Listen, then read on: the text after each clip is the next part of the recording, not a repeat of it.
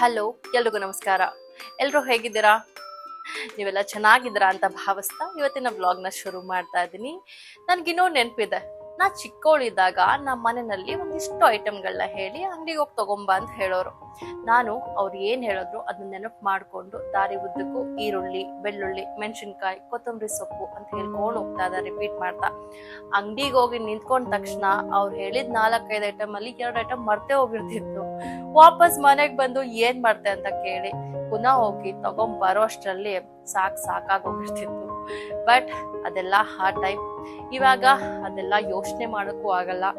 ಅಡ್ಗೆ ಮಾಡುವಾಗ ಮಧ್ಯದಲ್ಲಿ ಏನಾದ್ರೂ ಗ್ರಾಸರೀಸ್ ಖಾಲಿ ಆದ್ರೆ ಏನ್ ಮಾಡೋದು? ಉಪ್ಪಿಲ್ಲ, ಎಣ್ಣೆ ಇಲ್ಲ, ಎಣ್ಣೆ ಖಾಲಿ ಆಗಿದೆ, ಟೊಮ್ಯಾಟೊ ಬೇಕಿತ್ತು ಅಂದ್ರೆ ಈಗ ಹತ್ರದ ಅಂಗಡಿಗೆ ಹೋಗ್ಬೇಕಾ ಅನ್ನೋ ಯೋಚನೆ ನ್ಯಾಚುರಲಿ ತಲೆಗೆ ಬರುತ್ತೆ. ಆದ್ರೆ ಈ ಸಮಸ್ಯೆ ಇವಾಗ ಇಲ್ವೇ ಇಲ್ಲ.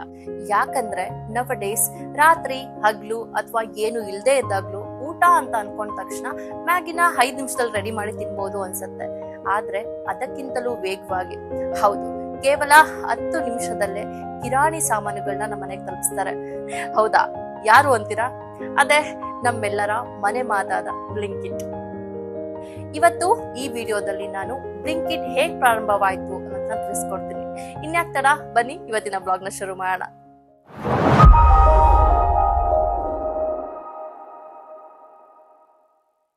ಒಂದಿನ ಇಬ್ರು IIT ಬ್ರದರ್ಸ್, ಆಲ್ಬಿಂಡರ್ ದಿನ್ಸಾ ಮತ್ತೆ ಸೌರಭ್ ಕುಮಾರ್ ಅಮೆರಿಕದ ಕಾರ್ಪೊರೇಟ್ ಕಂಪ್ನಿಯಲ್ಲಿ ಕೆಲಸ ಮಾಡ್ತಾ ಕುತ್ಕೊಂಡಿರ್ತಾರೆ. ಆ ಸಮಯದಲ್ಲಿ ಅವರು ಒಂದ್ ವಿಷಯನ ಅಬ್ಸರ್ವ್ ಮಾಡ್ತಾರೆ. ಅಮೆರಿಕಾ, ಇಂಗ್ಲೆಂಡ್ ನಲ್ಲಿ ಜನರು ಎಲ್ಲಾನು ಅಮೆಝಾನ್ ಬಳಸಿ ಆರ್ಡರ್ ಮಾಡ್ತಾರೆ. ಬಟ್ಟೆ, ಗ್ಯಾಜೆಟ್ಸ್, ಗ್ರಾಸರೀಸ್ ಕೂಡ. ಆದ್ರೆ ಇತ್ತ ನಮ್ಮ ಭಾರತದಲ್ಲಿ ದಿನನಿತ್ಯದ ಸಾಮಾನುಗಳನ್ನ ತಗೊಳ್ಳೋದಕ್ಕೆ ಜನರು ಇನ್ನೂ ಅಂಗಡಿಗೆ ನಡ್ಕೊಂಡು ಹೋಗ್ಬೇಕು. ಅವ್ರು ಯೋಚನೆ ಮಾಡ್ತಾರೆ, ಅಯ್ಯೋ ಇದು ಡೈಲಿ ಸ್ಟ್ರಗಲ್ಸ್ ಅಲ್ವಾ? ಅವಾಗ ಅವ್ರ ಮನ್ಸಲ್ಲಿ ಒಂದು ಥಾಟ್ ಬಂತು, ನಾವು ಇದಕ್ಕೆ ಯಾಕೆ ಒಂದು ಭಾರತದಲ್ಲಿ ಆಪ್ ನ ರೆಡಿ ಮಾಡಬಾರ್ದು? ಸಿಂಪಲ್ ಟ್ಯಾಪ್ ಮಾಡಿದ್ರೆ ಗ್ರಾಸರೀಸ್ ಮನೆಗೆ ಬರೋ ತರ ಇರ್ಬೇಕು. ಅದೇ ಇನ್ಸ್ಪಿರೇಷನ್ ಜೊತೆಗೆ ಅವರು ಅಮೆರಿಕಾದಿಂದ ನೇರವಾಗಿ ಭಾರತಕ್ಕೆ ವಾಪಸ್ ಬರ್ತಾರೆ. ಅಲ್ಲಿ 2013ರಲ್ಲಿ 1 ನಂಬರ್ ಆಪ್, ಅದೊಂದು ಸಿಂಪಲ್ ಆಪ್, ಅದನ್ನ ಲಾಂಚ್ ಮಾಡ್ತಾರೆ. ಇದು ಹತ್ತಿರದ ಅಂಗಡಿಗಳ ಜೊತೆ ಟೈಅಪ್ ಆಗಿರುತ್ತೆ. ಜನರು ಕಾಲ್ ಮಾಡಿ ಆರ್ಡರ್ ಮಾಡ್ತಾರೆ, ಡೆಲಿವರಿ ಅವ್ರ ಮನೆಗೆ ರೀಚ್ ಆಗ್ತಾ ಇತ್ತು. ಆದ್ರೆ ಇದು ಅವ್ರು ಅನ್ಕೊಂಡಷ್ಟು ಸುಲಭ ಆಗಿರ್ಲಿಲ್ಲ. ಬೇಗನೆ ಅವ್ರಿಗೊಂದು ವಿಷಯ ಗೊತ್ತಾಗತ್ತೆ. ಹತ್ತಿರದ ಅಂಗಡಿಗಳ ಜೊತೆ ಟೈಅಪ್ ಮಾಡೋ ಈ ಮಾದರಿ ಏನಿದೆ, ಇದು ತುಂಬಾ ತೊಂದರೆಗಳನ್ನ ಉಂಟು ಮಾಡ್ತಾ ಇತ್ತು. ಏನಂದ್ರೆ ಕೆಲವೊಮ್ಮೆ ಸ್ಟಾಕ್ ಇರ್ತಾ ಇರ್ಲಿಲ್ಲ, ಕೆಲವೊಮ್ಮೆ ಡೆಲಿವರಿ ಲೇಟ್, ಕೆಲವೊಮ್ಮೆ ಒಂದೊಂದು ಅಂಗಡಿಗೆ ಒಂದೊಂದು ರೇಟ್ ಇರ್ತಾ ಇತ್ತು. ಇಲ್ಲಿಂದ ಅವರು ತೀರ್ಮಾನ ಮಾಡ್ತಾರೆ, ನಾವು ಮಿಡಲ್ ಮ್ಯಾನ್ ಆಗಿರೋದು ಬೇಡ, ಸಂಪೂರ್ಣ ಕಂಟ್ರೋಲ್ ನಮ್ಗಿರ್ಬೇಕು. ಹೀಗಾಗಿ 2014ರಲ್ಲಿ ಅವರು 1 ನಂಬರ್ನ ರೀಬ್ರ್ಯಾಂಡ್ ಮಾಡಿ ಹೊಸ ಹೆಸರಿಡ್ತಾರೆ. ಅದೇ ಗ್ರೂಫರ್ಸ್. ಈ ಬಾರಿ ಅವ್ರಿಗೆ ಹೊಸ ಐಡಿಯಾ. ಅಂಗಡಿಗಳ ಜೊತೆ ಡಿಪೆಂಡ್ ಆಗದೆ ತಮ್ಮದೇ ಆದ ವೇರ್ಹೌಸ್ ಸಿಸ್ಟಮ್ ಅಥವಾ ಡಾರ್ಕ್ ಸ್ಟೋರ್ಸ್ ನ ಸ್ಥಾಪನೆ ಮಾಡೋದು ಅಂತ. ಅಂದ್ರೆ ಸ್ಟಾಕ್, ಪ್ರಾಡಕ್ಟ್ ಅವೈಲಬಿಲಿಟಿ ಎಲ್ಲಾದು ಅವ್ರದೇ ಕಂಟ್ರೋಲ್ ಇರುತ್ತೆ. ಸೊ ಇದರಿಂದ ಗ್ರೂಫರ್ಸ್ ಒಂದು ಫುಲ್ ಫ್ಲೆಜ್ ಗ್ರೋಸರೀಸ್ ಡೆಲಿವರಿ ಕಂಪನಿಯಾಗಿ ಬೆಳೆಯೋದಕ್ಕೆ ಶುರುವಾಗುತ್ತೆ. ಇದು ಅವರು ಮಾಡಿದ ಒಂದು ಟರ್ನಿಂಗ್ ಪಾಯಿಂಟ್, ಲಾಜಿಸ್ಟಿಕ್ ನಿಂದ ಲೀಡರ್ಶಿಪ್ ನ ಕಡೆಗೆ. So growth begins. ಬೇಗನೆ ಗ್ರೂಫರ್ಸ್ ಡೆಲ್ಲಿ, ಮುಂಬೈ, ಬೆಂಗಳೂರು ಕಡೆಗೆ ಎಕ್ಸ್ಪ್ಯಾಂಡ್ ಆಗತ್ತೆ. 2015ರಿಂದ 16 ವೇಳೆಗೆ ಅವರು India's top online grocery delivery brand ಅಲ್ಲಿ ಒಂದಾಗ್ತಾರೆ. SoftBank and Tiger Global ಹೀಗೆ ದೊಡ್ಡ ದೊಡ್ಡ ಇನ್ವೆಸ್ಟರ್ ಗಳ ಜೊತೆ ಕೈ ಜೋಡಿಸ್ತಾರೆ. 1000 ಕೋಟಿಗಿಂತ ಹೆಚ್ಚು ಅವರ ಒಂದು ಕಂಪನಿಗೆ ಫ್ಲೋಯಿಂಗ್ ಆಗತ್ತೆ. ಬಟ್ ದೆನ್ ಎಲ್ಲಾದು ಇಷ್ಟು ಈಸಿಯಾಗಿ ಆಗ್ಬಿಡತ್ತಾ? ಬಿಸ್ನೆಸ್ ಅಂದ್ಮೇಲೆ ಪ್ರಾಬ್ಲಮ್ ಅನ್ನೋದು ಇದ್ದಿದ್ದೆ ಅಲ್ಲ. So problem starts. 2019-20 ವೇಳೆಗೆ ಕಾಂಪಿಟೇಷನ್ ಜೋರಾಗತ್ತೆ. BigBasket, Amazon Pantry and Flipkart supermarket, ಹೀಗೆ ಎಲ್ಲಾರು ಬಂದು ಮಾರ್ಕೆಟ್ ತುಂಬಾನೇ ಕ್ರೌಡೆಡ್ ಆಗ್ಬಿಡತ್ತೆ. ಹಾಗೆ ಗ್ರೂಫರ್ಸ್ ಗ್ರೋತ್ ಕೂಡ ಕಡಿಮೆ ಆಗ್ತಾ ಹೋಗುತ್ತೆ. ಲಾಕ್ಡೌನ್ ಬಂದಾಗ ಆರ್ಡರ್ಸ್ ಜಾಸ್ತಿ ಆದ್ರೂ ಲಾಜಿಸ್ಟಿಕ್ ಇಶ್ಯೂಸ್ ಇಂದ ತುಂಬಾ ಲಾಸಸ್ ಆಗ್ತಾ ಬರತ್ತೆ. ಡೆಲಿವರಿ ಪ್ರಾಬ್ಲಮ್ಸ್ಗಳು ಶುರುವಾಗತ್ತೆ. ದೆನ್ ಅವ್ರು ಯೋಚನೆ ಮಾಡ್ತಾರೆ, ನಾವು ನಮ್ಮ ಬ್ರ್ಯಾಂಡ್ ನ ರೀಬ್ರ್ಯಾಂಡ್ ಮಾಡಬೇಕು ಅಂತ. ಈ ನಮ್ಮ ಸ್ಲೋ ಡೆಲಿವರಿ ಏನಾಗ್ತಾ ಇದೆ, it's A old school, so let's go fast ಅಂತೇಳಿ ರಿಯಲ್ ಫಾಸ್ಟ್. ಸೊ ಅವರು ಹೊಸ ಐಡೆಂಟಿಟಿನ ತಗೋತಾರೆ. ಗ್ರೂಫರ್ಸ್ ಇಂದ ಬ್ಲಿಂಕಿಟ್ ಆಗತ್ತೆ. ಅಂಡ್ ಪ್ರಾಮಿಸ್ ಏನಂದ್ರೆ ಗ್ರಾಸರೀಸ್ ಡೆಲಿವರೀಸ್ ಇನ್ 10 minutes, ಜಸ್ಟ್ 10 minutes ಅಂತ. ಆ ನಂತರ 2021ರಲ್ಲಿ ಗ್ರೂಫರ್ಸ್ ಅಫಿಷಿಯಲ್ ಆಗಿ ತನ್ನ ಹೆಸರನ್ನ ಬ್ಲಿಂಕಿಟ್ ಅಂತ ನಾಮಕರಣ ಮಾಡುತ್ತೆ. ಹೆಸರಿನಂತೆ ಅವರ ವಿಷನ್ ಕೂಡ ಕ್ಲಿಯರ್ ಆಗಿತ್ತು. Before you blink, groceries at your doorstep. So next ಏನ್ ಮಾಡ್ತಾರೆ ಅವರು ವೇರ್ ಹೌಸ್ ಸಿಸ್ಟಮ್ನ ಇನ್ನೂ ಹೆಚ್ಚು ಆಪ್ಟಿಮೈಸ್ ಮಾಡ್ತಾರೆ. ಡಾರ್ಕ್ ಸ್ಟೋರ್ಸ್ ಅಂದ್ರೆ ನೇಬರ್ಹುಡ್ ವೇರ್ ಹೌಸಸ್, ಸಿಟಿಗೆ ಬೇಗ ಶಾಪ್ಗಳನ್ನ ಓಪನ್ ಮಾಡ್ತಾರೆ. ಡೆಲಿವರಿ ಟೈಮ್ 30ರಿಂದ 40 ನಿಮಿಷದಿಂದ ಹಿಡಿದು 10 ನಿಮಿಷಕ್ಕೆ ರೆಡ್ಯೂಸ್ ಮಾಡ್ತಾರೆ. ಇದೆಲ್ಲ ಈಸಿ ಅಲ್ವಾ?